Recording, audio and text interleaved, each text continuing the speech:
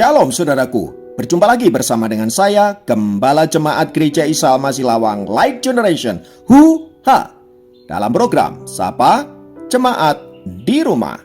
Tetap semangat, tetap berpengharapan, dan harus selalu yakin menjadi pemenang-pemenang di dalam Tuhan kita, Yesus Kristus.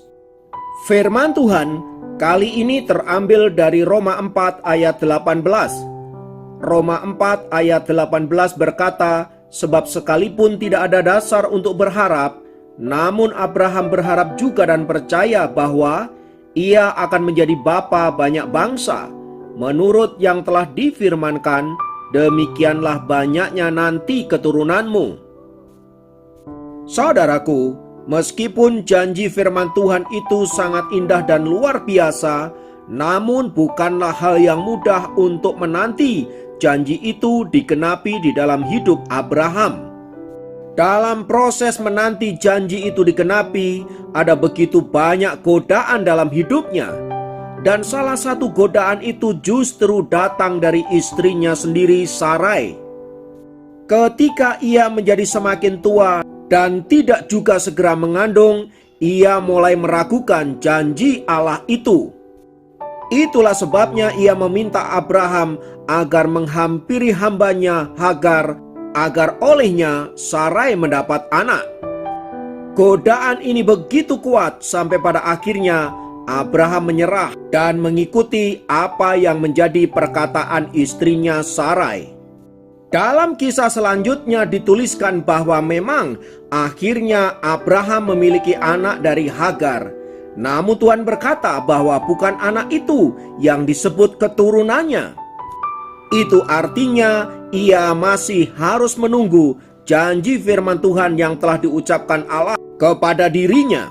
Saudaraku, memang dalam menanti janji Tuhan, seringkali kita timbul perasaan putus asa, tidak kuat menunggu waktu yang Allah akan tetapkan.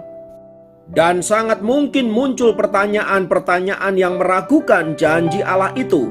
Apakah janji itu akan digenapi atau tidak?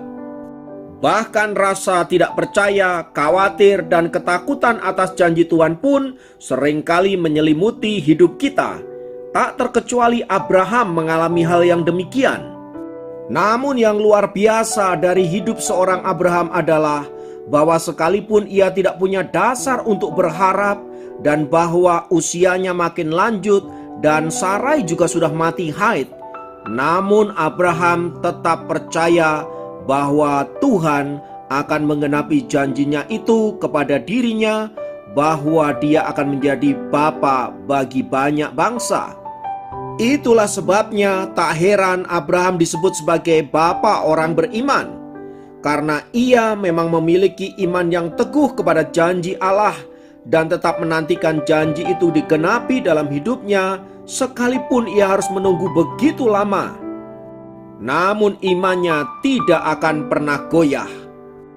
Dan setelah istrinya Sarai mengandung dan melahirkan Ishak anak perjanjian itu, iman Abraham pun masih tetap diuji oleh Allah.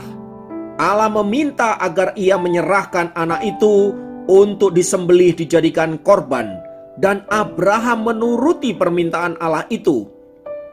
Hal itu ia lakukan karena ia percaya bahwa Allah sanggup menghidupkan orang dari dalam kematian sekalipun. Ia juga percaya bahwa janji Allah untuk menjadikan dirinya bapa dari banyak bangsa pasti akan digenapi. Bagaimana mungkin anak yang satu-satunya akan diambil juga? Itulah sebabnya ia kemudian memilih untuk mentaati firman Allah dengan menyerahkan Ishak ke dalam tangan Tuhan, karena ia percaya bahwa Tuhan sanggup mengerjakan segala sesuatu dan janjinya pasti akan digenapi di dalam dirinya melalui anaknya Ishak. Saudaraku, dalam hidup ini kita seringkali menghadapi apa yang namanya ujian-ujian iman yang Allah izinkan untuk kita alami, agar olehnya kita mengalami apa yang namanya next level di dalam Tuhan. Karena itu saudaraku, dalam menghadapi berbagai-bagai ujian yang kita alami itu, ingatlah janji Tuhan di dalam hidup kita, bahwa Ia sekali-kali tidak akan pernah meninggalkan kita, dan bahwa Ia sekali-sekali tidak akan membiarkan kita sebagai yatim dan piatu. Karena itu Ia pasti mengenapi janjinya dan akan memberikan pertolongannya kepada kita tepat pada waktu yang telah Ia tentukan bagi setiap kita. Oleh sebab itu saudaraku, tetaplah berharap, tetaplah semangat di dalam menjalani hidup ini. Karena kita tahu apapun yang terjadi, kita punya Tuhan yang luar biasa, Tuhan yang memegang hidup kita. Haleluya. Mari kita berdoa.